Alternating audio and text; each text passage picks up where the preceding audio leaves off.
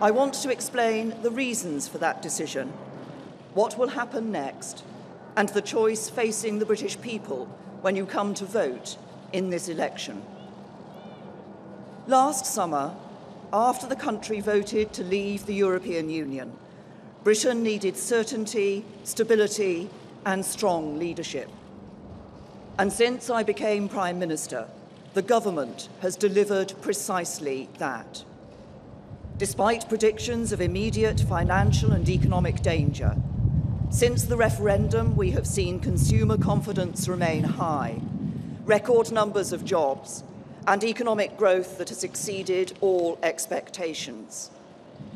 We have also delivered on the mandate that we were handed by the referendum result. Britain is leaving the European Union, and there can be no turning back. And as we look to the future, the government has the right plan for negotiating our new relationship with Europe.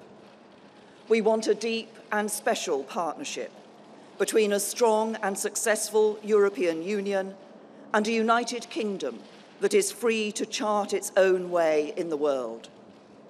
That means we will regain control of our own money, our own laws, and our own borders.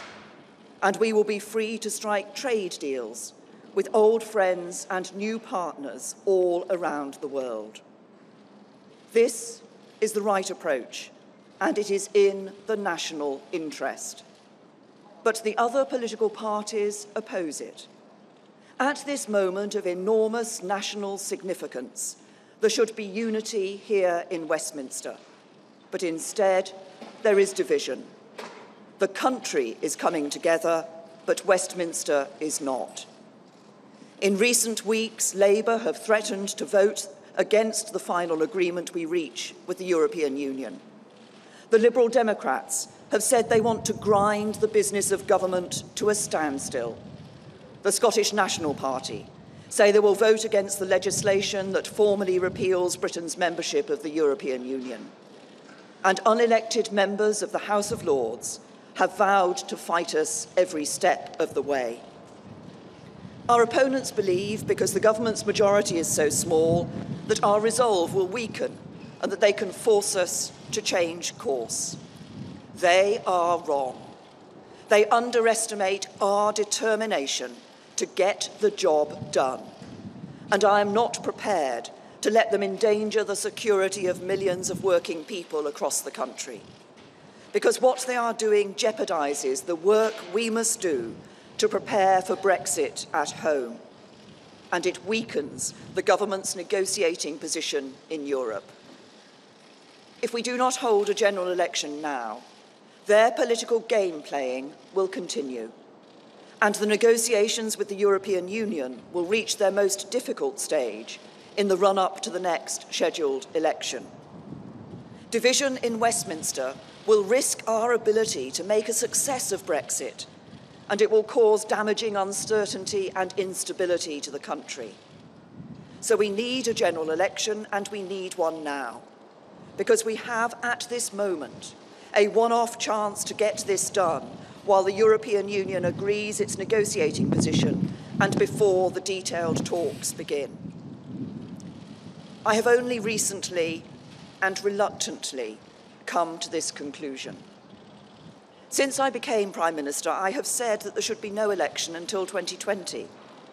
But now I have concluded that the only way to guarantee certainty and stability for the years ahead is to hold this election and seek your support for the decisions I must take. And so tomorrow, I will move a motion in the House of Commons calling for a general election to be held on the 8th of June. That motion, as set out by the Fixed Term Parliament Act, will require a two-thirds majority of the House of Commons. So I have a simple challenge to the opposition parties.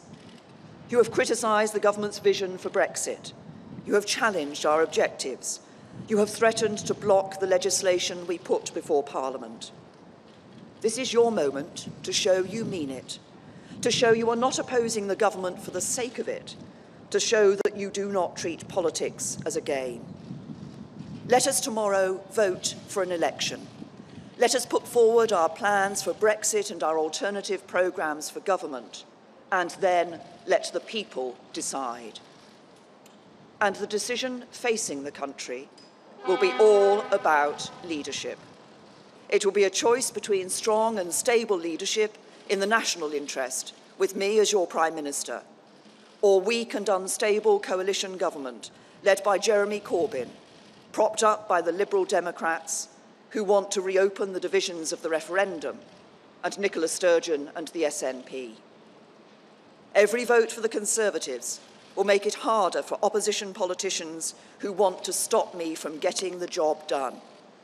Every vote for the Conservatives will make me stronger when I negotiate for Britain with the Prime Ministers, Presidents and Chancellors of the European Union.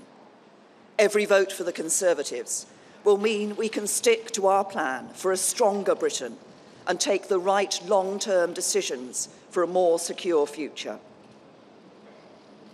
It was with reluctance that I decided the country needs this election, but it is with strong conviction that I say it is necessary to secure the strong and stable leadership the country needs to see us through Brexit and beyond. So tomorrow, let the House of Commons vote for an election. Let everybody put forward their proposals for Brexit and their programmes for government. And let us remove the risk of uncertainty and instability and continue to give the country the strong and stable leadership it demands.